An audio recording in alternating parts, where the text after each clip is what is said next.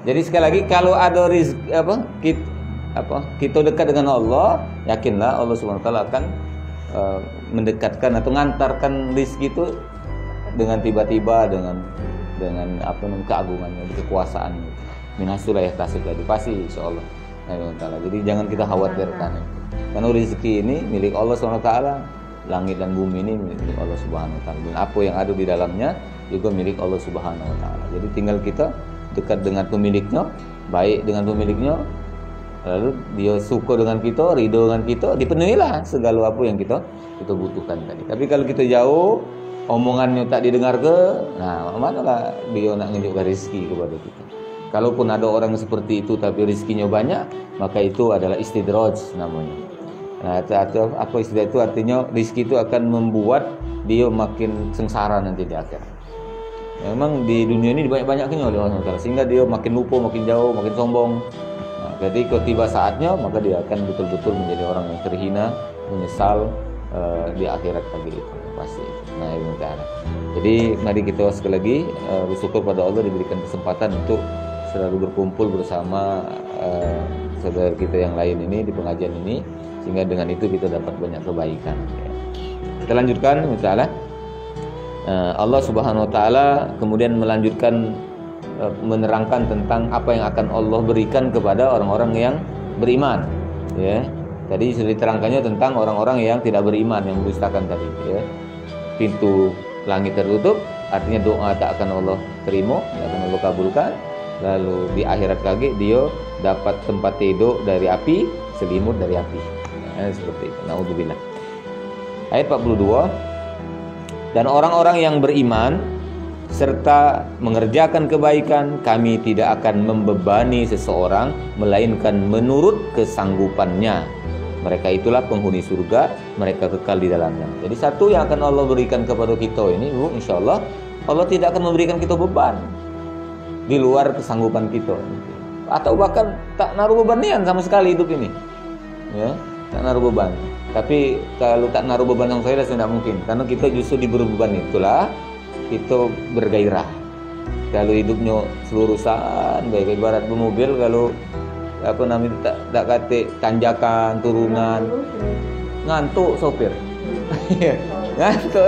Dia tak tahu itu bahaya kalau seandainya tak kate apa hambatan-hambatannya, ya beberapa ratus kilometer itu ngebut terus kan, ladas, nah, ngantuk. Apa terpelayau selama sekejap laju gitu kan. Nah, dan makanya di jalan normal biasa ini sebenarnya lebih aman, ya, itu kan banyak uang, satu jelasnya itu kan. Dan di perintahnya mungkin ada sedikit jalan berlobang dikit, itu justru membuat kita mengurangi kecepatan dan seterusnya. Nah, itu kapan lapar pacak singgah beli makanan.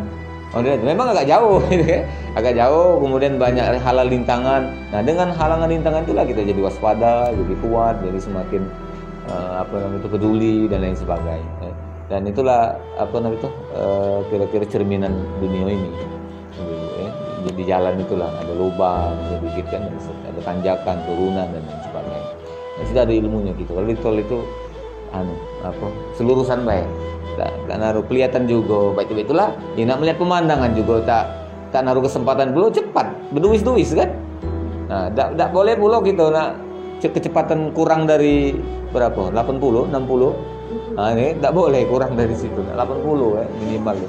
Nah, 60 lah minimal kan seperti itu. Jadi mana tak kodak lagi aku misalnya melihat pemandangan ke kiri, ini pening kepala. Dari kiri atau kanan? Lihat kaki. Pusing kepala ya.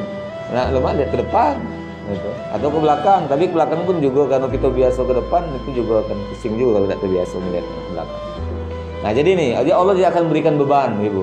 Kalaupun diberikan Allah beban kita ini, maka sesuai dengan kadar kemampuan kita untuk menyelesaikannya. La yukallifullahu nafsan illa wus'aha.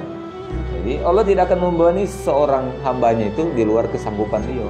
Yang tidak akan Allah bebani kesanggupan adalah orang beriman tadi, bukan setiap orang. Kalau orang yang tidak beriman ya akan Allah berikan beban yang di luar kemampuan dia, sehingga dia sengsara, susah di dunia, susah di akhirat tadi. Nah, kalau orang beriman, insya Allah pasti ada jalan. Ya, itulah yang diajarkan oleh orang tua kita, doa 1000 dinar itu. Yattaqillah yaj'al lahu makhraja wa yarzuqhu min haitsu la yahtasib. ya, siapa yang bertakwa itu akan Allah berikan jalan keluar, makhraja. Setiap persoalan akan ada jalan keluarnya, baik cepat maupun lambat. Yang penting keyakinan kita harus kita jaga. Itu yang pertama. Kemudian Allah lalu mereka orang yang beriman akan masuk surga. Kalau yang tadi di dunia doanya tak dikabulkan, gitu kan? Di akhirat dapat tikar dengan selimut dari api tadi. Nah, kalau kita orang beriman ini di dunia akan Allah berikan pengabulan doa, diberikan kemudahan rezeki, kemudian di akhirat kage kita akan dimasuk ke dalam surga. Lihat keadaan di surga kage ayat 43, ya. Wa naza'na ma fi sudurihim min ghil. Di surga kage tidak ada orang yang saling benci, saling dengki, saling iri, ya berarti yang seperti itu. Kenapa Allah wa naza'na, kami cabut rasa kebencian atau rasa khawatir terhadap orang lain, mungkin ya bukan benci dalam hal yang negatif. Misalnya kita melihat si anu itu usahanya sama dengan kita, ada pasti akan ada rasa dalam bukan benci, bukan, tapi ini sepertinya khawatir, namanya saingan kan, paling tidak kasarnya itu ini ngurangi pelanggan ini seperti itu. Ini pasti akan ada, itu naluria yang seperti itu. Nah, cuman tinggal ada orang yang kemudian mengekspresikan ghilnya tadi dengan cara yang tak benar, lalu kemudian ya mulai berubah sikap dan lain sebagainya gitu kan. Nah, sampai kemudian membuat usaha pesaingnya itu gagal, misalnya bangkrut. Ada yang seperti itu, ada yang enjoy gitu, harusnya yang seperti itu. Biasa baik, yang namanya rezeki kita akan tukar. Nah, justru dengan ada pesaing kita harus makin kreatif. Semalam di di ILC mana aku tonton tentang reklamasi yang ala Anies Baswedan itu kan dibahas. Ancol ya, pokoknya Ancol ini milik Muslim ya. Berarti kaki kita kita datang situ ya, jalan-jalan ya. Pak siapa nama itu yang botak hidungnya mancung, kayaknya mau ngarap itu, mau ngayip. Nah itu kan komisaris utama yang ada. Ujungnya yang menjadi pesaing kami yang terberat di Ancol ini adalah pemerintah, cuman katanya. Memang pemerintah.